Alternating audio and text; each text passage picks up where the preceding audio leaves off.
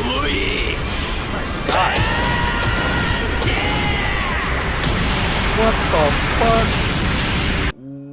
What's up, guys? I'm back with another video, and today, man, we're gonna be checking out the top 10 most epic anime fights of 2020, Volume 2. Now, y'all been going crazy, bro. I know I just dropped the Juice WRLD video yesterday, bro. That shit's going crazy. Y'all really love the Juice WRLD videos. I know y'all do, bro. And I know y'all missed it, because it's been quite a while since I did one of those. And honestly, bro, it was a good video, you know what I'm saying? I enjoyed it. I enjoyed it a lot. But today we're going to be checking this out, and hopefully y'all enjoyed this video, man. Like I said, bro, we're trying to hit 1K subs before the end of this year. I know y'all can make that possible. Y'all are insane, bro. Our channel's been growing. Thank y'all so much for the support, bro. We're at like 510 subs now. It's crazy. Like, I just hit 500 subs not too long ago. Y'all already know, bro. You guys are insane. But anyways, y'all, hit that sub button if you're new to the channel and you enjoy the content. Hit that like button. Let's get 5 likes on this video.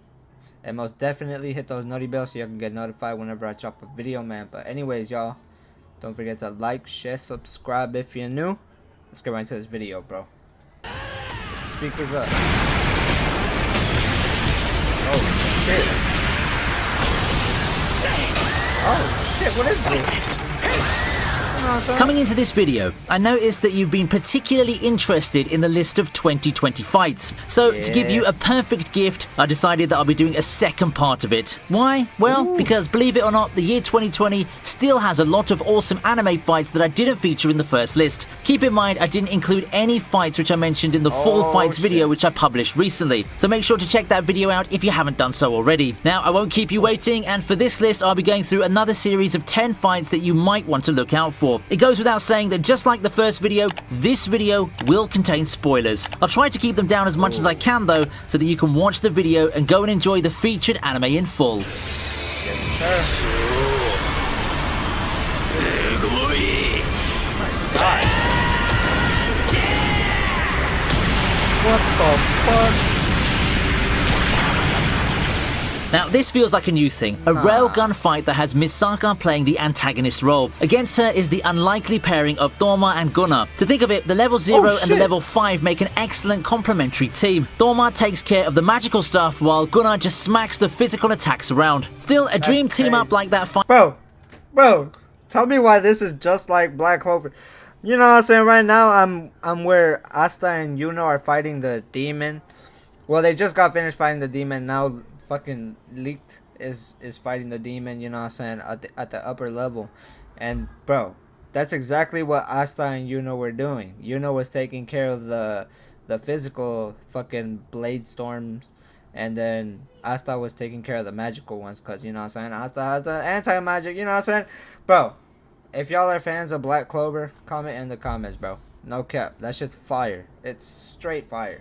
Finds itself in a tough pickle against Misaka, who continues on with her Aizen-like state of constantly evolving mid-fight. This fight got us some cool moments, like Thorma unleashing those dragons that look out of place and so fitting in the Dowaru-verse at the same time. You know, Misaka doesn't get enough credit, but I think that this fight shows just how strong she really can be in the grand scale of things. Maybe because we just know Misaka for doing electromagnetic stuff and shooting a laser beam from her finger, which looks underwhelming in a world where the strongest people have reality warping powers. But when you look at this fight, it pretty much took the mainline series main character and 2 level 5s to bring her back to normal. Not beat her, mind you, just bring her back to normal. That's crazy. What the fuck? As a marketing manager, you always need to know what the next thing to work on and optimize is. Oribi is the That's crazy. Oh shit. Zoro versus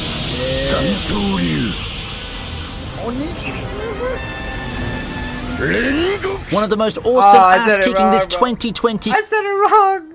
It was a purgatory. This one was a purgatory. I said onigiri. About to get a neck for that one, you know what I'm saying? It's tough.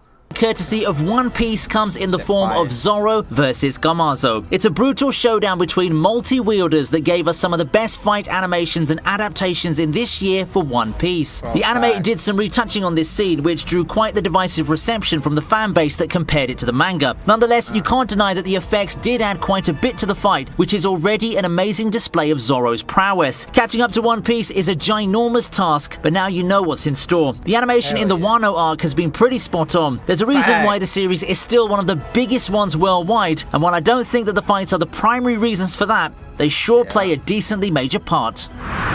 Definitely.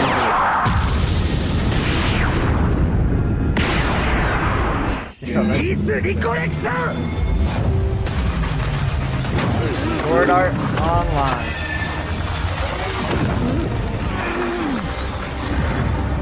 SAO's final Alicization season had its moments with its fights, and while I enjoyed a lot of them, I think that it would be a shame not to include the finale on a top 10 list. On the first list, I gave the nod to the Berkoli fight for the sheer awesomeness of the cool uncle mentor character being badass and its breathtaking animation. However, on a personal basis, this is the fight that I go back to once in a while to rewatch. Kirito versus Subtilizer is probably one of the best finales a fan of the... Let's be honest, bro. Every single one of us does that, bro. We revisit a fight that was so good that we just have to watch again, bro.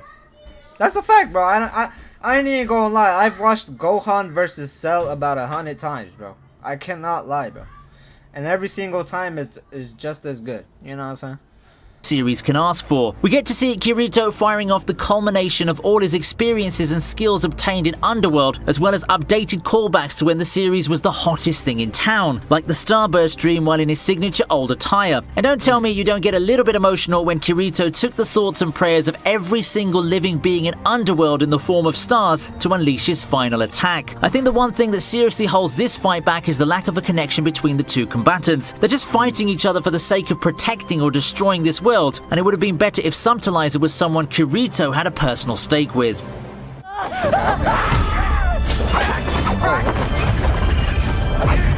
Fog Hill returns with a second fight to make the list. It's really telling when your anime with less episodes than one hand can count already has two fights that I can claim are some of the top fights in 2020, but Fog Hill of 5 Elements did it. For today, I'm featuring the bridge fight, which is really no slouch compared to the one I featured on the previous list. If you recall, I did feature this one on yet another list, but I think that it just holds up so well to have it on multiple lists. Even when you look at 2020 as a whole, I still find this so exhilarating, and the fact that it's on a show that's not being watched by many is just the icing on top. Fog Hill is not a huge time investment, so I really encourage you to give it a try. The story's decent, but when it comes to the animation and fight scenes, it's outright top tier even in 2020 as a whole.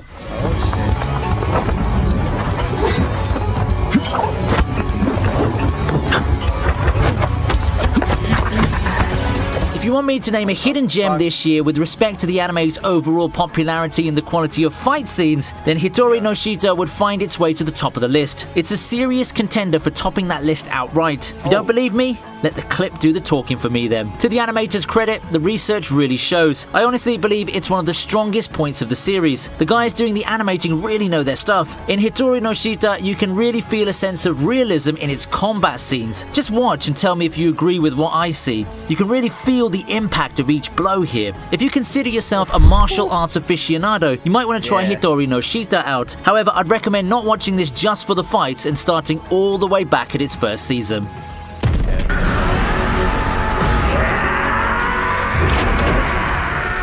Danmachi has its fair share of great fights in its seasonal runs, and this year we got another treat in the form of Bell's fight against Asterius. Personally, I think that Bell really works well as an underdog in his fights, and this one is no exception. There's just something about the plucky underdog appeal that Bell has, especially contrasted to the other characters that his voice actor is famous for voicing. It opens up a rarely seen intensity that the voice actor does so well at conveying. It really adds to the desperation that the fight tries to present. There's something about Vegeta's, bro. I don't know the voice actor names, bro.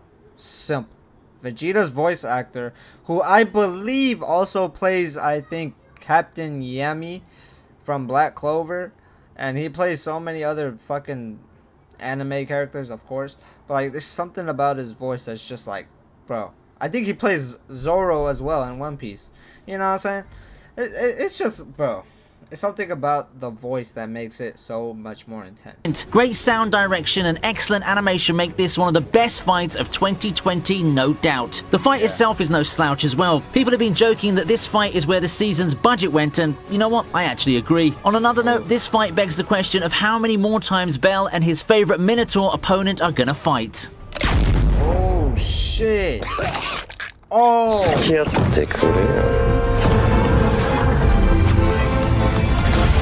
Fire Force. Fire Force. Not gonna lie, I've been wanting to. I think Fire Force is gonna be like, you know what I'm saying, one of my next animes to watch. I ain't even gonna lie, bro. Just ended, but months before it did, it gave us an amazing fight with Joker fighting Soul Commander.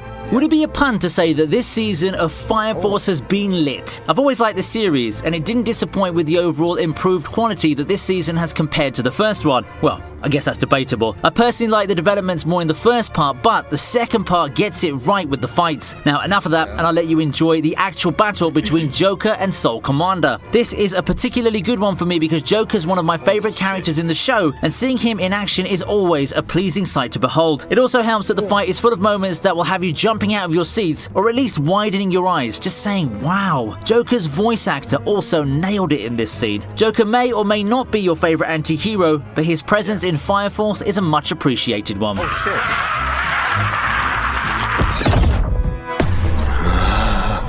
Ooh. Behind every great video is a winning script. Behind that winning script, thousands of talented fighters. Hell yeah, number 3? Okay. This fight's crazy.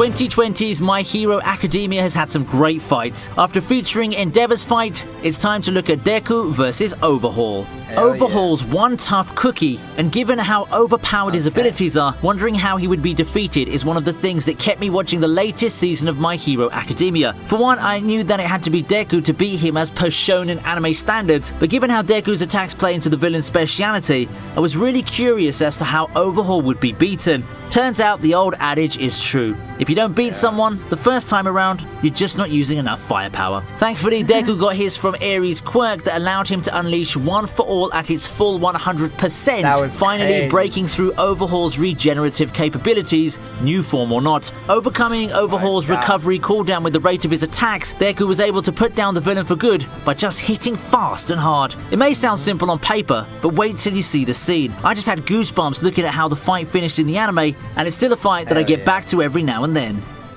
Yeah. Okay.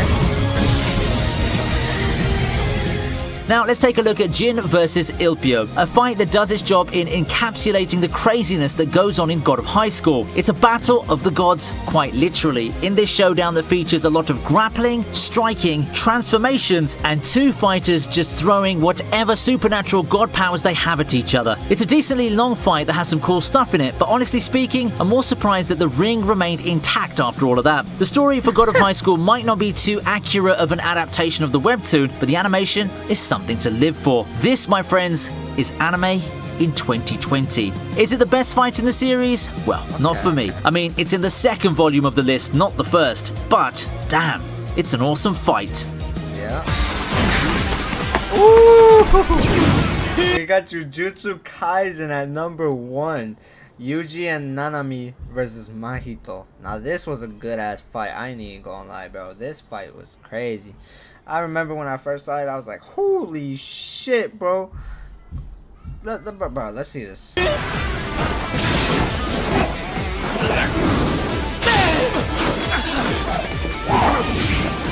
The biggest upstart in the shonen scene deserves a featured fight on the list. While people have been raving over the Gojo fight for an extended period of time, I think that the fight against Mahito doesn't get enough credit. It didn't blow the internet up like Gojo's fight did, but I would say that this fight can go toe-to-toe with that one, and as a finale to the first part of Jujutsu Kaisen, I think it did a damn good job. The previous fight shows us the first major display of Nanami's abilities when he takes on Mahito in a chaotic fight that gets interrupted. He does get to show off his time-based abilities, abilities. And you've got to wonder, Yeah. what can top that? Well, it turns out it's having the main character join the fray in a fight that Mahito still looks to be in control of, despite the numbers disadvantage. Throw in some god-tier animation and very creative powers, and it comes as no surprise how Jujutsu Kaisen has quickly risen to the top of the shonen anime rankings. It's an amazing finish too, with Yuji powering his way into domain expansion, saving That his was mentor, crazy. and finishing the battle with a decisive victory.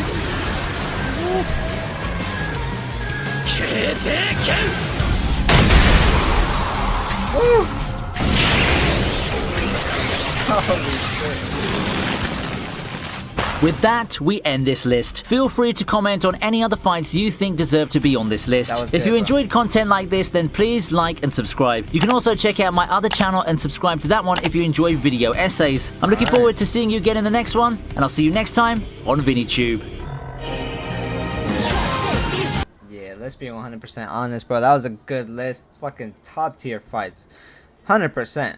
But anyways, y'all, that was top 10 most epic anime fights of 2020 volume 2. I hope y'all enjoyed this video, man. Like I always say, this means so damn much to me. We gotta hit 1K before the end of the year. I love y'all. I know y'all can do it. But anyways, y'all, hit that like button, bro. Get this video to 5 likes and hit those noti bells, because y'all gotta get notified whenever I drop a video, man. And sub, of course. But anyways, y'all, don't forget to stay positive, stay healthy, and keep that strong mentality, man. I'm out.